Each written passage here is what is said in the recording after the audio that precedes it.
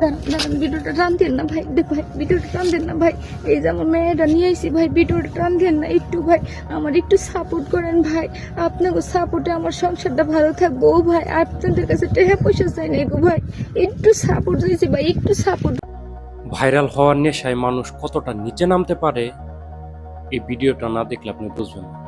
শুধু এই ভিডিও না, এরকম হাজার হাজার ভিডিও পাবেন ফেসবুকে, ইউটিউবে, টিকটকে। এই মহিলাটির কথা চিন্তা করেন, একটা বাচ্চা কুলে নিয়ে আইসা বলতেছে ভাই টান দিয়েন না, ভিডিওটা টান দিয়েন না, একটু সাপোর্ট করেন। তাদের এই মেন্টালিটিটা কি হয়ে দাঁড়াইছে একটাবার ভাবুন। বাচ্চা কোলে নিয়ে আইসা ভিডিও করতেছে, আবার বলতেছে ভিডিওটা টান দিয়েন না, সাপোর্ট করেন, আমার সংসার চলবে। একটা কথা কি ভাই,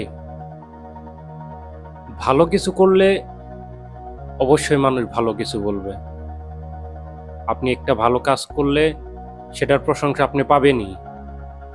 ভালো কাজের ভালো ফল। সুশীল সমাজ আর আগের মতো নাই।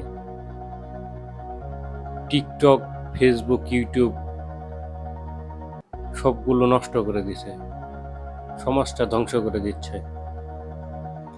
একটা কথা মনে রাখবেন যে আমাদের পিতামাতাই হয়তো নেক্সট জেনারেশন যাদের হাতে মোবাইল ছিল না, আর পরবর্তী প্রজন্ম আমাদের থেকে শুরু করে যারা আগামীতে আসবে, প্রত্যেক জনের হাতে মোবাইল থাকবে।